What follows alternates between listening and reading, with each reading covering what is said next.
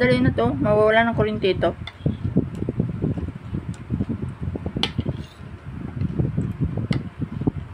Ay, may ano yan, may ano yan. Tingnan mo.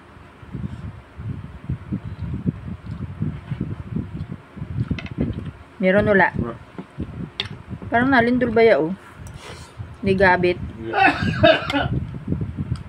Meron din yan tinik. Tingnan mo yan, tingnan mo.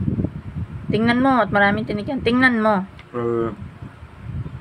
Damdamin mo muna ha bago ka mag-ano. Tingnan mo. Lasahan mo muna. Tingnan mo.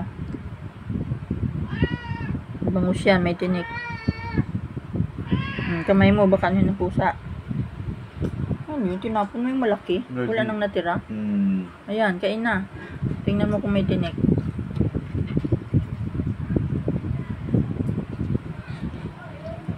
Walang tinik.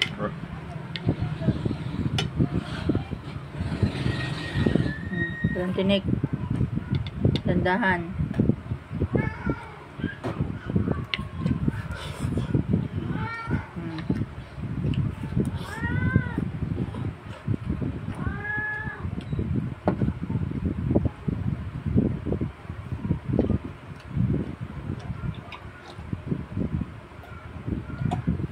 Damahin mo kung may tinik.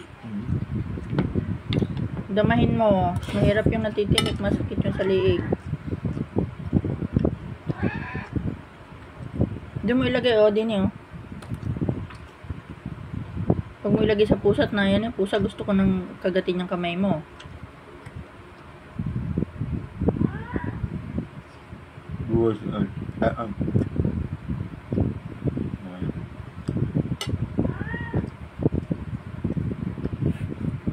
Tingnan mo kung may tinik, mamaya ka magkaya ng kanin.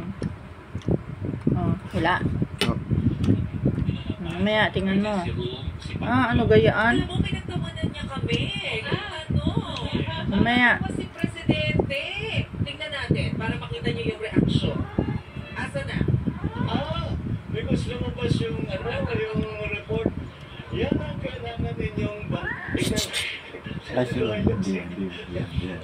kailangan natin bantayan ang mga fake news na ganyan. Huwag kayong naniniwala unless it comes from a credible source.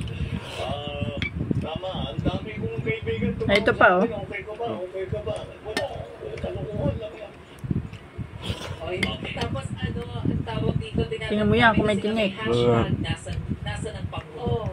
Sabi niya, nandito.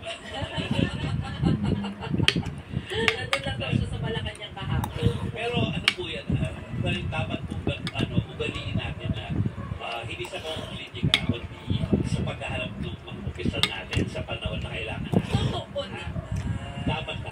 Yung iba kasi hinahanap siguro because of politics, pero tayo hanapin natin kasi may nagaganap na hindi maganda. Hello kay Pai, Hopens, Acedo, Ganisa. Daddy, malinis pa yung patola? Hello. Hello sa'yo, Ruel Miguel. Alex Fuentes, Armando Villegas, kay J. Velasco, at kay Edwin Adapo. Babati pa kami mamaya, pero magpapost na kami para short